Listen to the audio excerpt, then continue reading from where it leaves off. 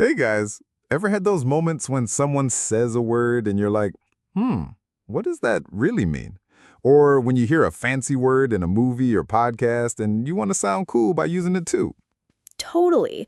Sometimes I catch myself wanting to say something like, I'm feeling a bit overwhelmed, but then I freeze because I'm not sure if I'm using it right. Same here. So today we're going to chat about some words and expressions that show up all the time, especially when people talk about feelings, thoughts, and those deep life moments. Ooh, like those words that kind of hit you different when you really get them. Exactly. And by the end, you'll have a few new words up your sleeve that'll help you sound natural and understand what people are really saying. I'm ready. Let's get into it. Oh, and by the way, I'm David. And I'm Rachel. We're super glad you're here with us today. Stick around till the end. We're not just going to talk about these deep words, we'll live them too, in a role play that might just hit home for you. Yep. So grab a drink, relax, and let's dive into the emotions, expressions, and everything in between. All right, let's start with the word that's kind of like a feeling you can't stay in one place. Oscillate. It means to move back and forth between two things, like your thoughts or feelings. Honestly, sometimes when I think about my future, I just feel so confused. Like, I don't know which way to go. Oh, yeah, I get that, Rachel. So now, instead of just saying confused, you could say, my thoughts oscillate between hope and doubt when I think about what's next. It shows you're going back and forth emotionally, not just lost. Yeah, I will remember it. Okay, so moving on. The next word is fed up. Oh, I know that one. It means you're really tired or annoyed with something. Exactly. Like when you say, I'm fed up with waiting, it shows you've had enough and want to change. You can also say, she's fed up with the noise, or they're fed up with bad service at the restaurant. Yeah, I've definitely felt fed up when my internet keeps cutting out. I understand that, Rachel. Our next one is pinning hope. What does pinning hope mean exactly? It means putting all your trust or expectations in something or someone, especially when you really need them. Like, I pinned so much hope on my old friend, but he ended up betraying me. Or, after everything was falling apart, I was pinning my hope on a fresh start. That feels real. I could say, I pinned my hope on that relationship to heal my loneliness, but it just made things worse. Exactly. It shows how much you emotionally invested in something, hoping it would fix things. Now, let's talk about the word creepy. I know that one. It means something or someone makes you feel uncomfortable or scared, right? Yes, exactly. Like when you meet someone who smiles but their eyes don't seem friendly, that guy gave me a creepy vibe. Or, I found that old abandoned house really creepy at night. Yeah, I remember once I felt really creepy walking home alone because someone was following me quietly. That's a perfect example, Rachel. Creepy is all about that uneasy, scary feeling you get inside. All right, the next one is hits you different. I know that one. When something feels different? Yeah, I mean, when something affects you emotionally in a way you didn't expect, and it feels stronger or more intense than usual, like losing my first job really hit me different than I thought it would. Or hearing that song now hits me different because of everything I've been through. Hmm. Like when someone watches a movie again after a tough breakup, it totally hits them different. They feel all the emotions more deeply. Exactly. It's about those moments when something connects with you on a deeper level. Okay, so the next one is stoic. Stoic. That sounds fancy. What does it mean? Fancy. Yes, it does. And stoic means showing little or no emotion, especially when dealing with pain or hardship. Like someone who stays calm and doesn't complain no matter how tough things get. So, like my grandfather, even when he was sick, he never showed much pain or sadness. He was really stoic. Exactly.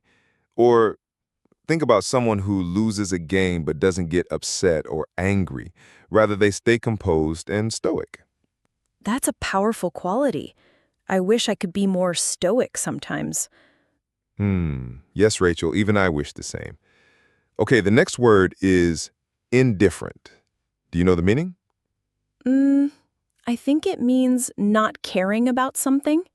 Yes, exactly. When someone is indifferent, they show no interest or concern about what's happening. Like when you hear bad news, but it doesn't really affect you emotionally. Oh, yeah. I remember feeling indifferent about a group project once because I didn't think my efforts would matter, so I just did the minimum. Right. Or sometimes people seem indifferent to criticism because they don't let it bother them. Makes sense. It's like not letting things get under your skin. Yes, exactly, Rachel. We have to be indifferent depending on the situation. Um, let's talk about the next word, coping. I hear this a lot. It's about dealing with tough stuff, right? Exactly. Coping means managing difficult emotions or situations. Like when someone loses a loved one, they find ways to cope with the pain over time. Yeah, actually, after I lost my pet, I started meditating and that helped me cope better. Hmm, I understand your pain, Rachel. When life throws unexpected problems, learning to cope helps you keep going instead of breaking down. Yeah, coping really is like a survival skill. Sometimes it feels like the only way to keep moving forward. Absolutely, Rachel. Speaking of moving forward, the next word is closure. Closure. That's like when you finally feel peace after something hard, right? Exactly. It's that moment or feeling when you've processed a difficult experience and can finally let go. Like after a tough breakup, getting closure helps you stop wondering what if and start healing. I remember when I had a fight with my best friend. Once we talked it out, I finally had closure and felt lighter. Yes, closure gives you that calm to move on instead of being stuck in the past. Right. Closure really does help you heal. Without it, you just keep replaying things in your head. Exactly. Now, moving on, the next word is validation. Validation. That's when you want others to recognize your feelings or efforts, right? Absolutely. Like when you've worked really hard on something and you want someone to say, hey, you did a great job. Or when you're feeling down and just need someone to understand you. Yeah, I think everyone craves validation sometimes, especially during tough times. For sure. But the key is also learning to validate yourself, not just wait for others.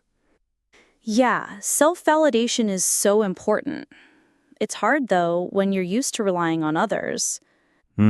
Yeah, nowadays it's common for teenagers. They don't believe in themselves and constantly seek validation from others. Then the next word is Content, like being happy with what you have?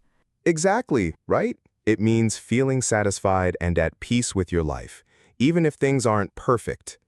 Like when you stop chasing after more and just appreciate the moment. I wish I could be more content sometimes instead of always wanting more. Yeah, it's a journey, but recognizing when you feel content is a big step. Yeah, finding contentment feels like a rare moment these days. I agree. So let's talk about empathy. Oh, that's about understanding how others feel, right? Exactly. It's when you really put yourself in someone else's shoes, feeling what they're feeling. Like when a friend is going through a tough time and you don't just listen, but actually feel their pain. I try to be empathetic, but sometimes it's hard when I haven't experienced the same thing. That's true. But even trying to understand without judgment is empathy in action. Rachel, all those emotional ups and downs remind me of another word, stagnate. It means to stop growing or moving forward, kind of like when life feels stuck. Ugh, I hate that feeling. Like when I'm stuck in the same routine and not learning or changing at all. Exactly. You might say, I felt like my career was stagnating because I wasn't trying anything new. Or sometimes in a relationship, if you don't talk, things can stagnate and get boring. Makes sense. I guess the key is to keep pushing and not let yourself stagnate. Yeah, exactly, Miss Rachel.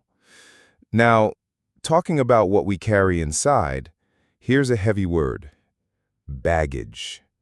It's like the emotional stuff from past experiences that we carry with us. Oh, for sure. Like, I had some trust issues because of a bad friendship, so I guess that's my baggage. Exactly. You could say, he's got a lot of emotional baggage from his past relationships, or I'm trying to let go of my baggage so it doesn't affect my new friendships. Yeah, it's hard to move on if you're carrying too much baggage. And that leads us to turmoil, which is our next word. Turmoil means a state of great confusion or emotional disturbance. Oh, man, I've definitely been there. Like, during exam season, I was in complete turmoil, stress, confusion, and just feeling overwhelmed. Yeah.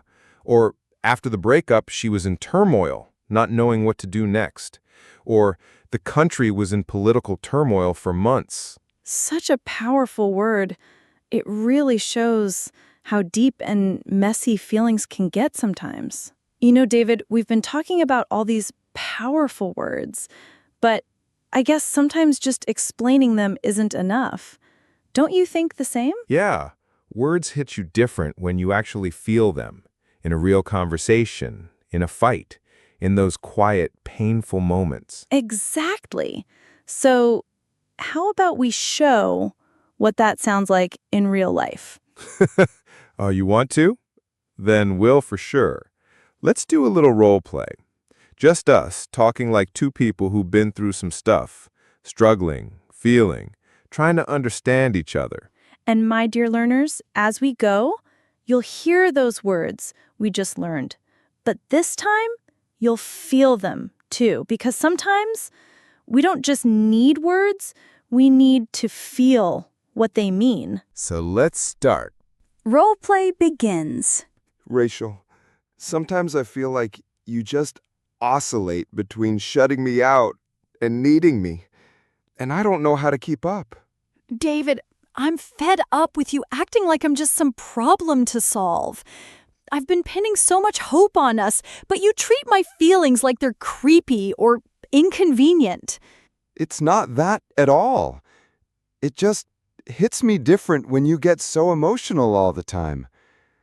I try to stay stoic and indifferent, but inside, I'm struggling to cope too. You say that, but you don't really get the closure I need. I crave validation sometimes, you know? I want to feel content, not like I'm always wrong. I get that. And I'm trying to have empathy, to understand your side more. Sometimes I feel like our conversations get so confusing that we lose track of the real issues. It's the turmoil inside me, David. The baggage I carry from everything. My past, my fears, the pain I can't shake off. I don't want it to stagnate inside me anymore. I don't want that either. We have to face this together. No more running away or pretending it's easy. Let's work through the baggage, the turmoil, all of it. Okay, I want that too. But you have to promise you'll really listen this time, not just pretend to. I promise. From now on, no more ignoring the messy stuff. We're in this together, every confusing, painful, beautiful part. Thank you, David. That means everything. We'll get through it, step by step. Roleplay ends. Wow, that got real. I didn't expect that to go so deep, but I guess that's what healing sounds like. Yeah, and that's the thing. These aren't just fancy words. They come from real feelings, real stories, real people. When you hear them in context, you don't just learn them, you connect with them. Thanks for sticking with us today. We hope these words hit differently now that you've seen them in action. And if any of them helped you understand yourself or someone else a little better, that's a win for us. Don't forget to like, share, and drop a comment about which word resonated most with you. We'll see you in the next one. And until then, keep learning, keep growing.